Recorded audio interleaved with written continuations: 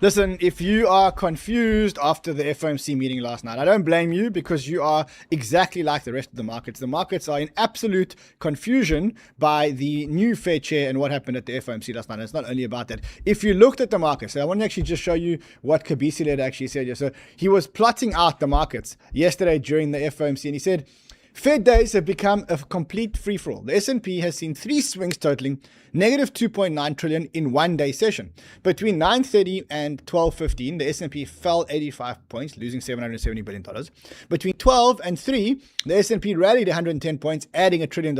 And between 3 and 3:45, the S&P fell 120 points. So the markets are confused. And if there's one thing that the market hates more than anything, the markets hate confusion. And that's exactly what we're seeing on the markets now. So if you look at the NASDAQ, right now the NASDAQ, I'm lost for words. The NASDAQ is now up 2% after dropping yesterday during the FOMC meetings. Markets are absolutely confused. Why are markets confused? Let me tell you why markets are confused. When I heard Kevin Warsh speaking last night, what I heard him say was the following. I want to play it to you, and then I want to show you how I interpreted what this guy actually said. Inflation above target. I didn't say 64, though the final calculation might be a close one. So we'll be watching inflation data over the period ahead. But I also don't want you to leave the misimpression that we're sort of breathlessly waiting that. I've called for a task force to revisit both the private and public data we use to make our decision making. That task force is out doing their work. I'll be checking back in with them the next couple of weeks, but I wouldn't say we overly relied on any one piece of data, including that data, which surprised some a couple of weeks ago. So he's talking about the inflation data, and he's basically saying to the market, what he said to the market yesterday was the following. He said, look, we are going to use the same data that you use to price assets inside the market. We're going to let the market participants decide the pricing of assets in the market. And we're going to use the same data that you use. The only thing is we don't trust the data. That's why we have a commission, a task team that's going to come in and decide whether the data that we use is the correct data. Okay, do you get it? It's like, you got to use the same data we use, but we don't know which data we use. In fact, we don't know which data we trust. And so the market's in complete disarray. The good news is that we just got the PCE numbers, and the PCE numbers fell 0.1%, which is exactly what is expected. So they came in expectation. So inflation isn't running rampant. The bad news is that Kevin Warsh is trying to make a name for himself around being the guy that contains inflation. That's who he wants to be. Everything he says is around price stability. He's not about stimulating the economy. He's all about price stability. And his narrative to the market is inflation has been too long for too many. I think he said something like, I wonder if I've actually got that clip. I don't know if I have. He said something along the lines of, he said, I've been here for 42 days or something like that. And, he said inflation's been hot for so many years, and almost like I'm not adding the extra year where inflation has been hot. In other words, saying, look, it's been hot up until now, but from now, it's not going to happen. The other thing is that we're witnessing a very different type of Fed. And this is a point that 𝗵𝗵𝗃𝗃 made. And I want to play this point for you because I think Jim's got a very good point. And on top of that, today I actually have 𝗵𝗵𝗃𝗃 coming on to Crypto Insider. Later on tonight, I have 𝗵𝗵𝗃𝗃 coming to Crypto Insider to actually break down this new era of the Fed. I want you to listen to this. Mildly. I was expecting that maybe Chris Waller was going to be a dissenter. He still might be a voter for a rate hike in September, maybe a couple of others. But I do want to emphasize again, we're going to parse every word that Warsh wants to say. I think that the Fed is more of a vote tallying exercise right now. You got to look at all 12 people and say, which columns are they in? High, cold, or cut, and 7 is a majority, and which column has 7, and that's what the Fed's going to do. That's how they work now. Bob Michael, the young whippersnapper 𝗵𝗵𝗃𝗃 a couple years ago had an arch call calling for higher interest rates when no one was looking for it. So let me explain to you what Jim's basically saying. He's saying, look, in the old Fed, we spoke to Powell. Powell was our man, and the whole Fed was behind Powell. He's saying now the Fed is a democracy. It's like almost like we are the most votes, and we're just going to go with the most votes. And Kevin Warsh actually said that last night. He said, I'm not going to tell you what the worst arguments were or the best arguments were, but I'll give you the arguments around how to respond to inflation. So that's the new Fed. The other thing which is important to notice is, remember that Warsh said, he said, we're going to let the market do the pricing. The market participants are going to price the assets in the market. That's exactly what's happening right now. You got the Fed funds rate, which was left unchanged at 3.5 to 3.75, and the expectation. Let's just have a look at the next one. I think the next one is the expectation is a rate hike. Let's quickly go there. So here we are. Oh, okay. So yes, it's now a rate hike for the next one, and then no rate hikes till 2027. So now we're back to one rate hike this year. Though if you look at what the Fed funds rate is, it's 3.5 to 3.75. But if you look at what the market is pricing in, which is probably the best is to go look at the 2-year, it's at 4.2. So now there's this, the market is actually pricing. It's saying, look, interest rates are not following the 2-year yield. They have followed up until now, but now the 2-year yield's going up. And right now this is flat, which means that, you know, if you compare apples to apples, we're probably going to get a move up. If nothing changes, we're going to get a move up in interest rates. And that's exactly what the market's starting to price in.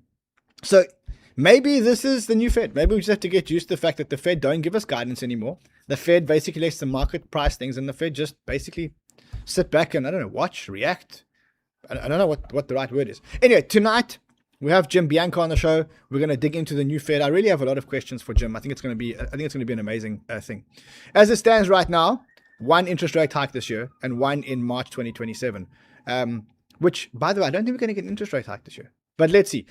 Bookmark this, get ready for clipping, etc., etc. All right, let's talk about the other big events last night. Remember I said to you there was 2 big events last night. The first big event was the Fed, the interest rate. And again, you say big event for Bitcoin. Bitcoin was at 64,000 before, and it's at 64,600 after this whole interest rate thing. So not a big problem for Bitcoin. The other big events last night were earnings, and we had 2 earnings that shook the markets. One shook it in a good way and one shook it in a bad way. The 2 earnings were Microsoft and Meta. The reason why these earnings were so important is because these earnings represent the AI trade, right? These are the AI CapEx spenders, and you want to know what they're doing. So if you want to talk about market confusion, well, Microsoft up, Meta's down. So is the AI trade over or is the AI trade not over? Microsoft up, AI, Meta's down. Why is Meta down? Let's talk about Meta. So Meta gave us an earnings miss. The revenue was expected, they hit revenue targets there or thereabout. The earnings per share, they gave us 6.18 versus 7.19. Bad.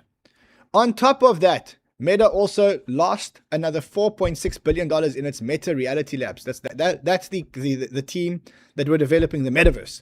Lost another 4.6. They've lost $87 billion. They've lost. This Meta Labs, one company inside a company, one division inside a company, Meta Labs, $87 billion lost. Also, the market didn't like the fact that they can't slow down. They have to spend money on their capex, but they're running out of money. If you look at their free cash flow that they only generated just under $1 billion in free cash flow, but they continue to spend on capex. And the market doesn't like that. These companies used to pay dividends, do share buybacks, invest. Now they are just investing in capex, and the market doesn't like that. So Meta was a miss. Microsoft, slam dunk, reported higher than expected earnings, higher than expected earnings per share, higher than expected revenues. The markets is look at what happened here. The market gave Microsoft 15%, and the market punished Meta. I'm too scared to go to Meta, because I actually hold some Meta shares. So let me just go here and just press Meta and then close my eyes. Down 10%. Okay, so not good. Yeah, so now people are talking about the end of the AI trade. I mean, I don't know. The Nasdaq's up again. Now up 2.2. I mean, the Nasdaq's up 2.2%. One day up, one day down. If you look at Korea is in a bit of trouble. They were actually, believe it or not, look at this chart today. If you look at, I'm going to go to the 1 hour. They were up and they were down. So they were, let's go to the 1 hour. They were up today and they were down. So what happened? The first thing is we had Samsung actually report their earnings, right? So Samsung reported their earnings. Actually, their earnings were pretty good. Revenue surged, the operating profit jumped, they beat expectations, market starts running. But then the dump of yesterday basically continues, right? And So now the index landed up closing another 1.23% down. Reason why I'm talking about South Korea and why South Korea is so prominent on our coverage these days is, remember that South Korea is a big market for crypto. They're a big market for crypto. They're a big market for crypto leverage. In fact, they're a big market for any kind of leverage, stock leverage, crypto leverage, etc., right? And right now, this market is melting down so much so that there are retail helplines. They're monitoring their retail investors for suicide watch. It's pretty serious what's going down there. It says here, crashed over 20% in the last 2 trading days. Korean retail investors borrowed heavily on margin loans and single stock leveraged ETFs to chase this year's early rallies, and now the same leverage is wiping them out. If you look at Hynix, SKHYNIX, this is now on the 618 fib. You can see that's the 618 fib level. This stock is down, I think, over 50%. I think it's down 60%. 56% down. That makes up 33% of the Korean stock market. Everyone bought this thing and leveraged it on the way up. This is the returns of the stock on the way up. Okay, on the way up, it did a 15x, and now it's come down and it's only done a 6x, and all these guys are basically getting leverage flashed. We know this because we played meme coins. The thing is, this is not a meme coin. This is like one of the big technological giants of Korea. So, yeah, Korea still unwinding. So far, miraculously, not really affecting the crypto markets. So you can actually see, like if you look at what the crypto markets are doing, the KOSPI has melted 33%. The SPX has melted 2%. Bitcoin's up 10.2%, and Ethereum's up 21.8%. So, like, you look at this and you go, crypto's doing really, really, really well. It feels like we almost preempted what's about to happen in TradFi, and we're holding pretty well. Like, if I look at the charts, Bitcoin now at 65,000, ETH back at 1,930. If we look at the bubbles, you got Near Protocol starting to make its way back up. I must say, I had a meeting yesterday with the Canton team. I don't know if you guys follow Canton. I've had a meeting with the Canton team. I'm going to break down their tokenomics fee at one point. The one thing they told me, which I actually didn't know, is that every time a transaction is made, those gas tokens are burnt, which means like they're just burning tokens. Eventually, they're going to run out of tokens. Like, it's simple. You know, they burn 100% of the gas fees. That's ridiculous. What else is there? Let's quickly look at the bubbles and just see what else is. I see that the researchers are sending me something. They're saying South Korea looking into banning short selling. That's what they always do that in the East when things go out of hand. They look to ban short selling. Let's look at the bubbles. Let's see what else is moving. So Injective up, not at $5 yet. The altcoins are they've got a lot of space that they need to claw back because they had a very, very, very bad run the last couple of days. But if Bitcoin continues to run for the next couple of days, if we can go above the 65,000, and I actually think we can. The reason I think we can is my base case here is that we make a higher high here. And if we make a higher high here, my base case is that like 67, 68, 69.